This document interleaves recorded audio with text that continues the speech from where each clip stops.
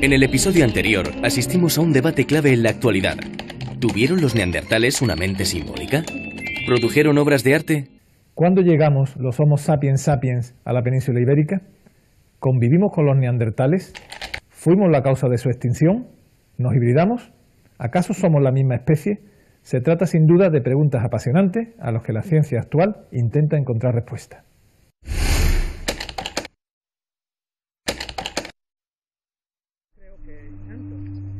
En la cima de las Palomas de Murcia se han encontrado restos humanos neandertales situados en una postura que puede indicar alguna clase de comportamiento funerario. El hecho de que los neandertales se preocuparan por los cadáveres de sus congéneres o de algunos de ellos les otorga rasgos atribuidos en exclusiva a la humanidad moderna. Yo no puedo decir que tenemos datos suficientes para avalar que allí hubiese un enterramiento ordenado, organizado por sus congéneres, en el sentido de que, ni mucho menos, de que aunque esto fuera así, que hubiera ningún rito. A pesar de que tenemos algunos restos de astrágalos de caballo, evidentemente quemados o asados al lado, y algunos fragmentos de sílex, pero para mí esto no es una prueba contundente de nada. No tenemos una fosa de enterramiento, no tenemos un empedrado de piedras ordenadas, ni una piedra que tape de forma de losa, por ejemplo. No. Para mí todo es sugestivo, pero muy lejos de ser de que demuestre nada. Lo que sí parece claro es que los neandertales, algunos individuos, son enterrados en fosas, individuos que aparentemente son o bien masculinos seniles, también se entierran individuos neonatos, con una cierta elección de lo que se entierra, en una determinada postura, y algunos defienden que hay ofrendas. ¿Eso qué significa? En el sentido más llano del comportamiento, pues porque hay un cierto sentido de la trascendencia.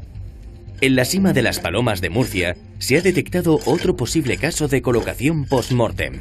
Parece que el niño también tenía la misma postura por las últimas investigaciones que estamos haciendo con el escáner, aún sin limpiar en el laboratorio.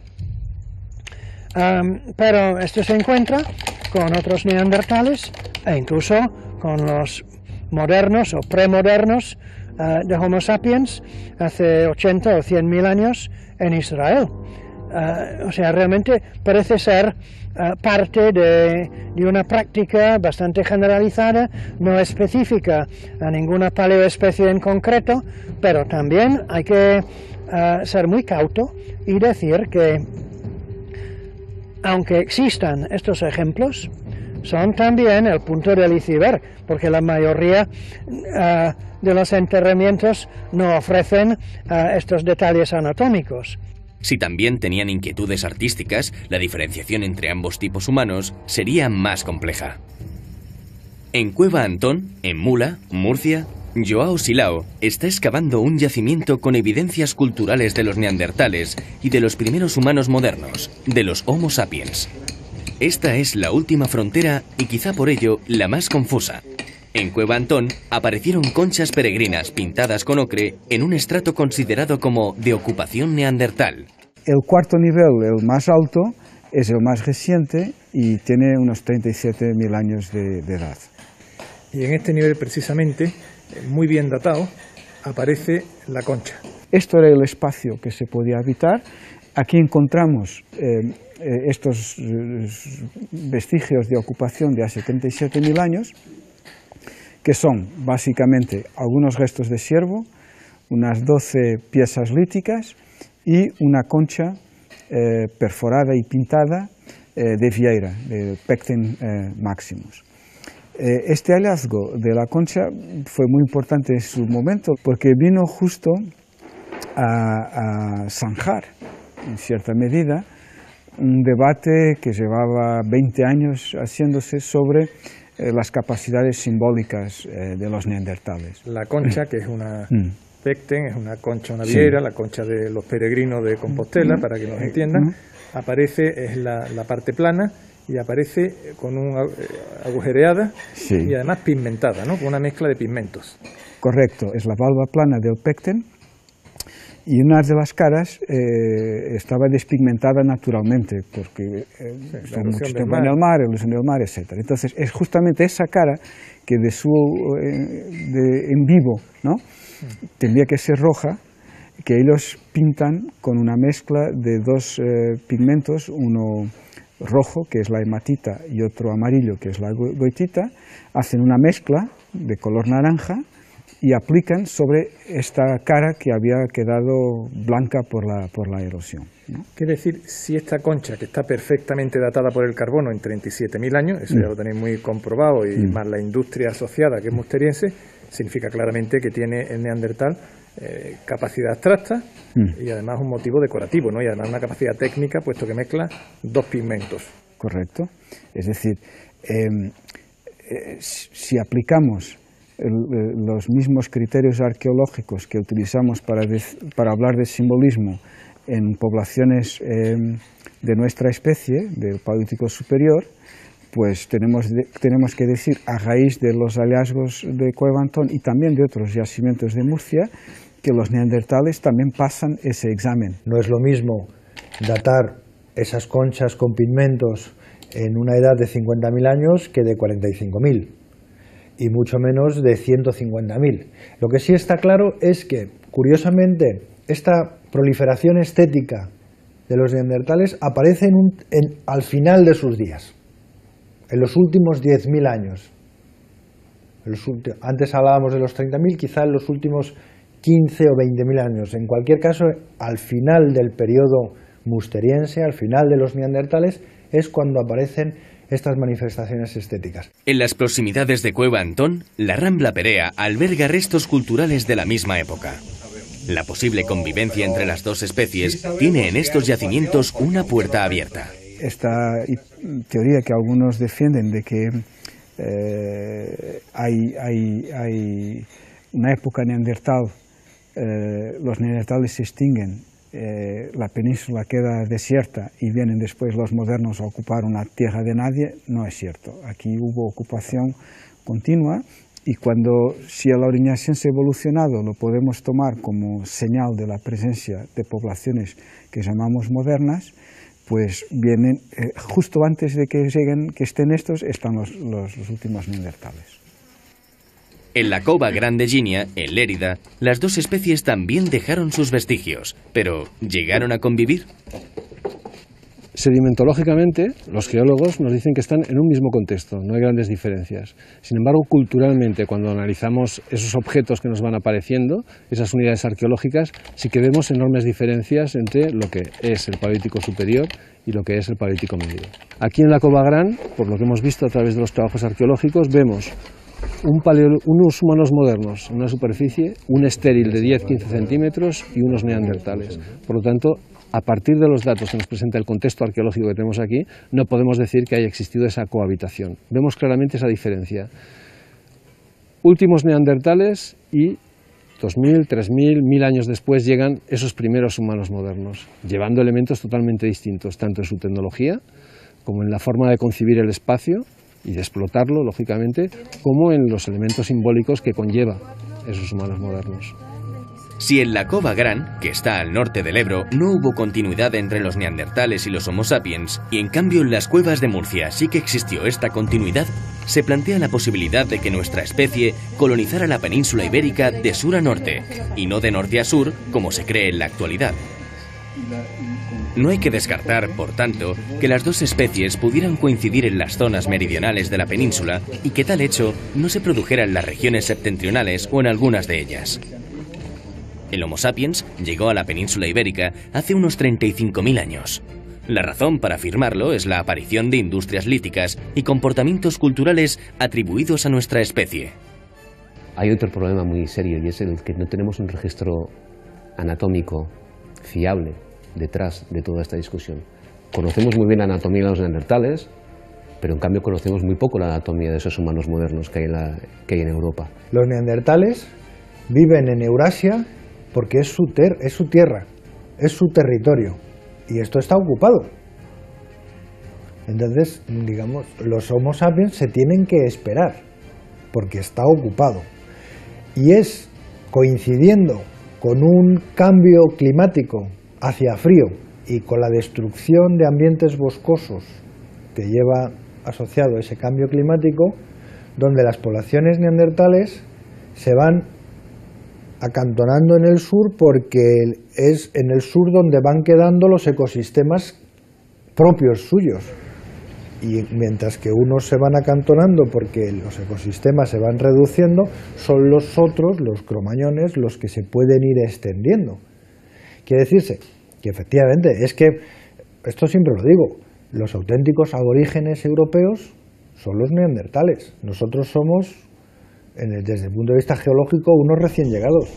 El problema es que hasta ahora no han aparecido restos humanos. ¿Por qué? Los más antiguos a día de hoy son los de Oase, de la cueva de Oase en Rumanía, que están fechados directamente por el radiocarbono en 40.000 años. Después hay restos sueltos, dientes aislados, alguna que otra mandíbula y algunos cráneos, pero ya de estas fechas de 35, 36.000, 37.000 años, ¿no? Y todos casi en Francia, en República Checa, en Rumanía. Los neandertales enterraban sus muertos con mucha frecuencia, sobre todo en el periodo entre 50 y 70.000. Entonces hay muchos neandertales de esas fechas. Las gentes del Paleolítico Superior enterraban con mucha frecuencia sus muertos en el periodo que va de 35 a 25.000 y los conocemos muy bien. Entre 35 y 50 apenas hay restos, ya sea de neandertales, ya sea de modernos, ya sea de estos mezclados, ¿no? Porque posiblemente en esas épocas no había la costumbre de enterrar los muertos.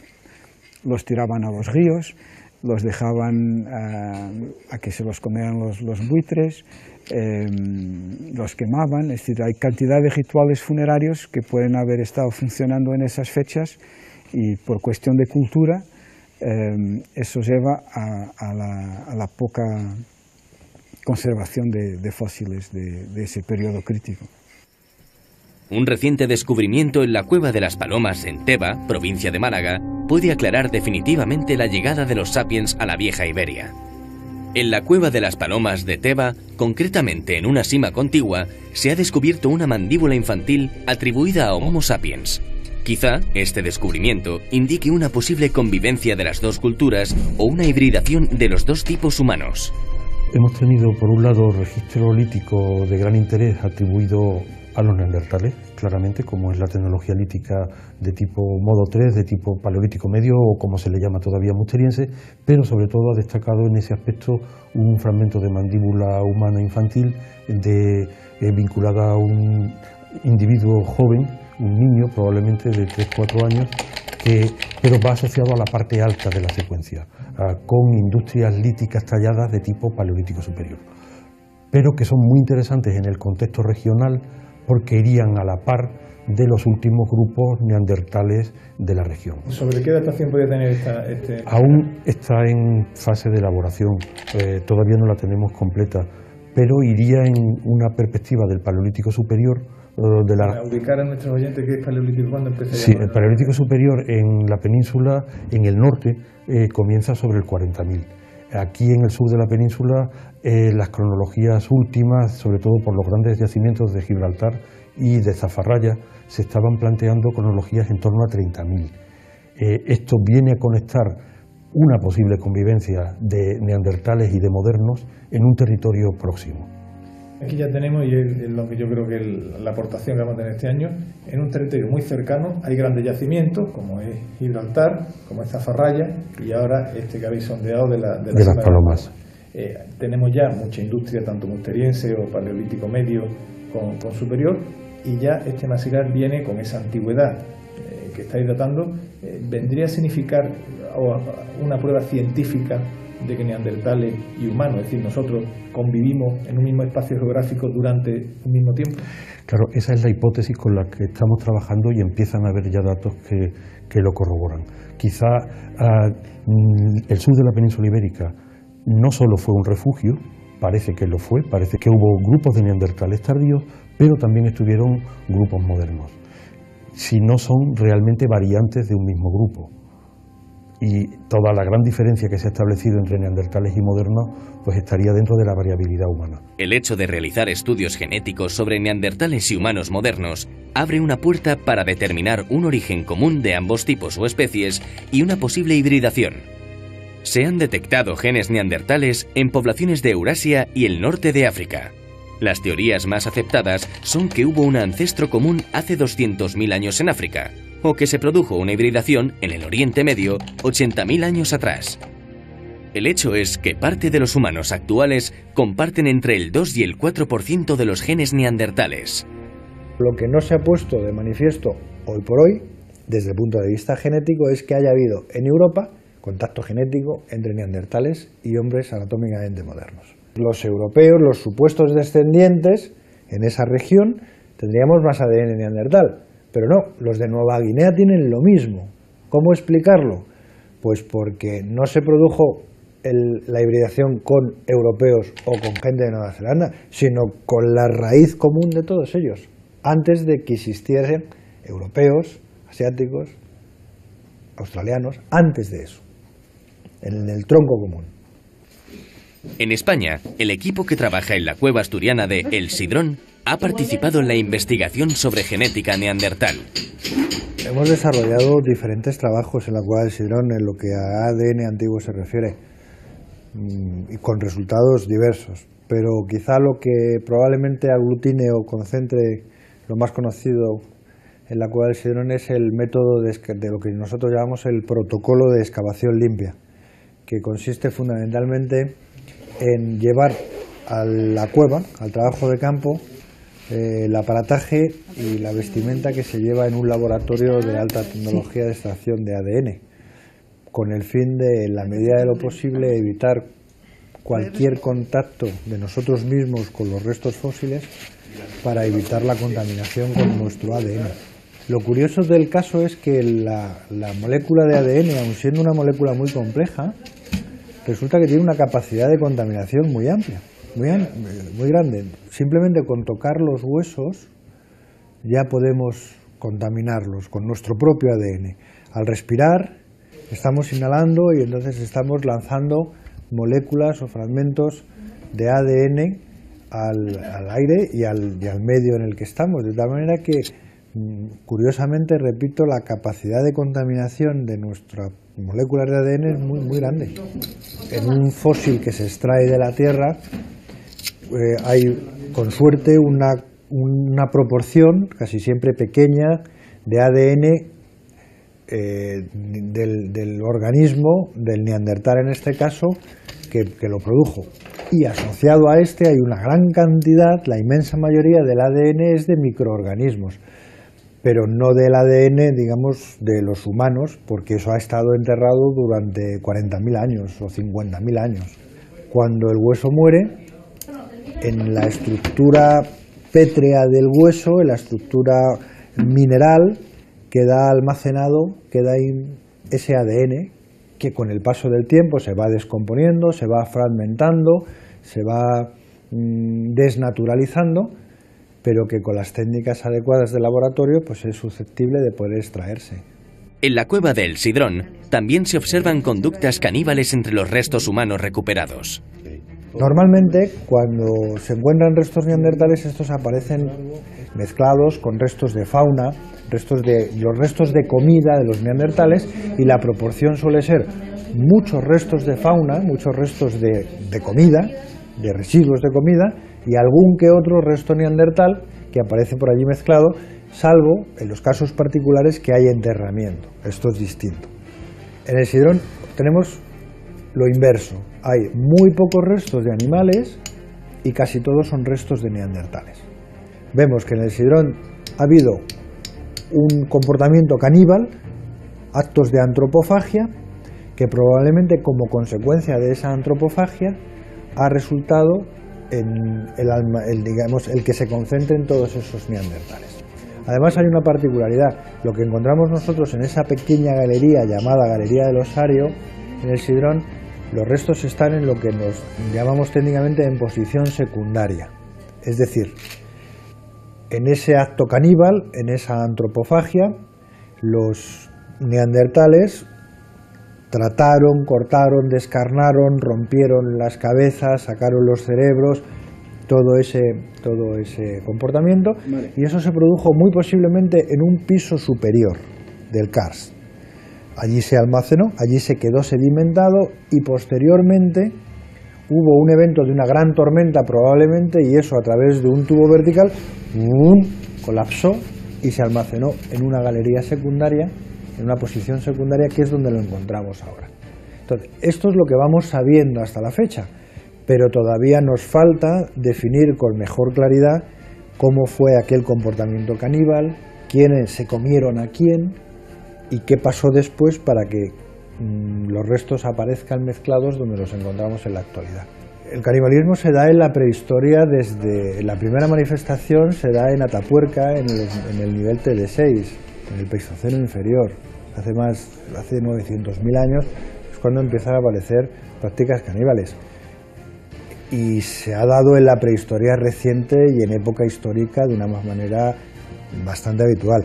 Quiero decir con esto que probablemente es desde nuestro tabú occidental y probablemente cristiano de cómo abordamos el planteamiento de las prácticas caníbales de la antropofagia, nos resulta extraño. Probablemente desde otras ópticas es un fenómeno menos raro de lo que en nuestra cultura parece. En cualquier caso, volviendo a los neandertales, se da con relativa frecuencia y lo que sí parece claro en la prehistoria en general, que no es una práctica ocasional, hay una técnica, hay un conocimiento de la anatomía, hay unas pautas, entonces no parece que sea un hecho fortuito. Gracias a las investigaciones genéticas se pueden conocer numerosos detalles de las poblaciones neandertales de El Sidrón. El gen FOXP2 de los neandertales es idéntico al nuestro. Conclusión, junto con toda la información circundante y complementaria, los neandertales tenían nuestras capacidades de hablar desde el punto de vista de la única parte genética que conocemos. Otro gen interesante y llamativo fue el que, este quizás sea más llamativo, el que pudimos ver que había neandertales pelirrojos.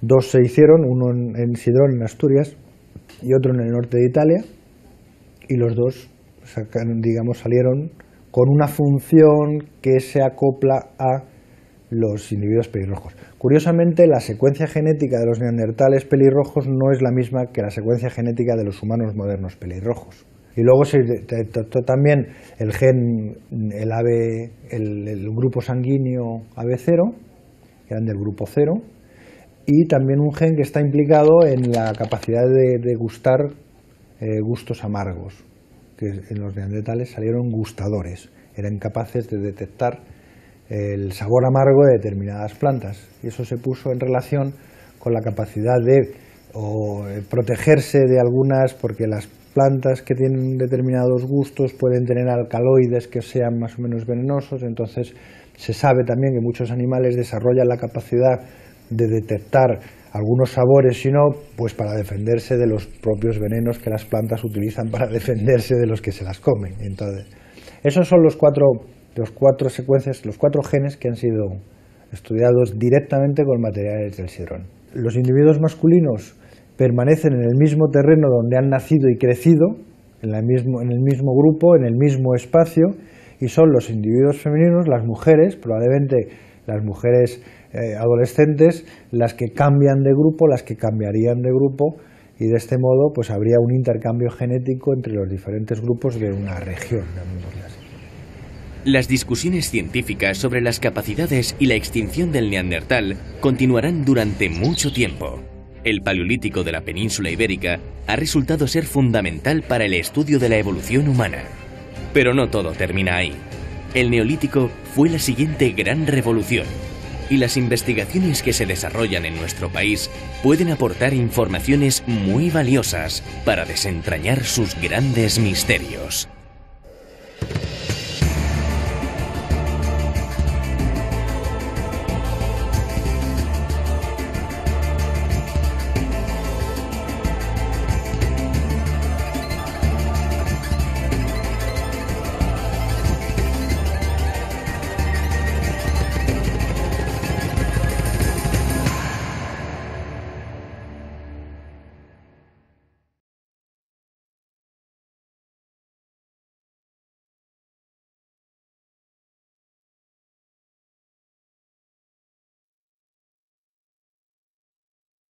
Perfectamente datada por el carbono en 37.000 años, eso ya lo tenéis muy comprobado, y más la industria asociada, que es musteriense, significa claramente que tiene el neandertal capacidad abstracta y además un motivo decorativo, ¿no? Y además una capacidad técnica, puesto que mezcla dos pigmentos.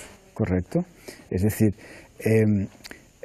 si aplicamos los mismos criterios arqueológicos que utilizamos para hablar de simbolismo en poblaciones de nuestra especie, del Paleolítico superior, pues tenemos que decir, a raíz de los hallazgos de Cueva Antón y también de otros yacimientos de Murcia, que los neandertales también pasan ese examen. No es lo mismo datar esas conchas con pigmentos en una edad de 50.000 años que de 45.000, y mucho menos de 150.000.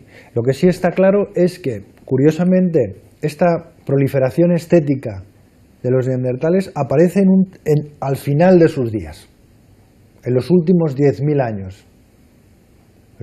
Antes hablábamos de los 30.000, quizá en los últimos 15 o 20.000 años. En cualquier caso, al final del periodo musteriense, al final de los neandertales, es cuando aparecen estas manifestaciones estéticas. En las proximidades de Cueva Antón, la Rambla Perea alberga restos culturales de la misma época.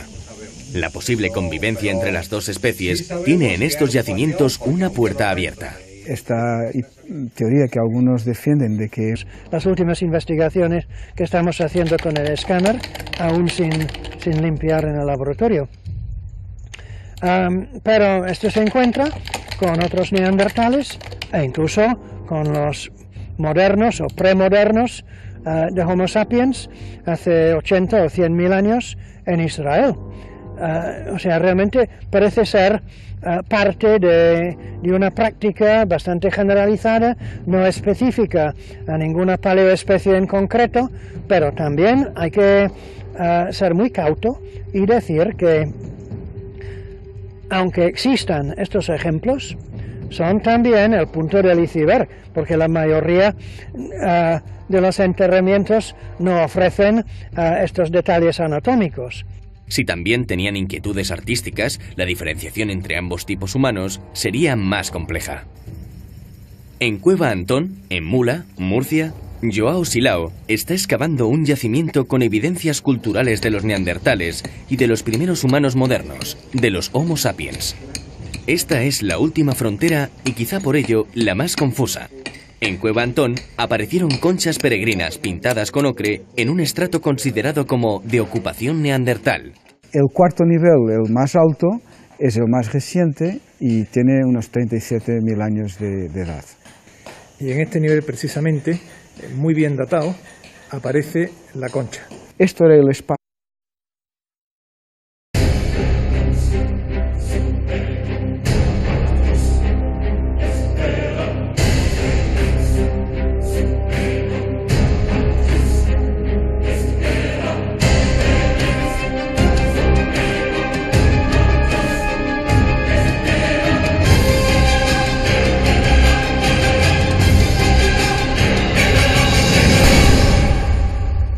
En el episodio anterior asistimos a un debate clave en la actualidad. ¿Tuvieron los neandertales una mente simbólica? ¿Produjeron obras de arte? Cuando llegamos los Homo sapiens sapiens a la península ibérica, convivimos con los neandertales, fuimos la causa de su extinción, nos hibridamos, ¿acaso somos la misma especie? Se trata sin duda de preguntas apasionantes a las que la ciencia actual intenta encontrar respuesta.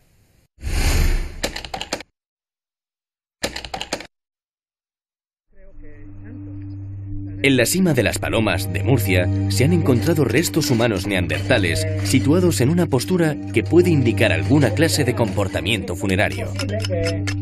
El hecho de que los neandertales se preocuparan por los cadáveres de sus congéneres o de algunos de ellos les otorga rasgos atribuidos en exclusiva a la humanidad moderna. Yo no puedo decir que tenemos datos suficientes para avalar que allí hubiese un enterramiento ordenado, organizado, que se podía habitar.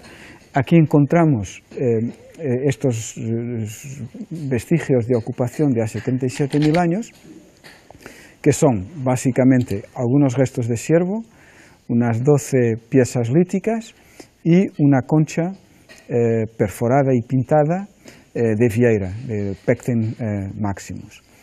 Este hallazgo de la concha fue muy importante en su momento porque vino justo a zanjar, en cierta medida, un debate que llevaba 20 años haciéndose sobre las capacidades simbólicas de los neandertales. La concha, que es una Pecten, es una concha, una vieira, sí. La concha de los peregrinos de Compostela, para que nos entiendan, aparece, es la parte plana, y aparece con una agujereada, sí. Y además pigmentada, ¿no? Con una mezcla de pigmentos.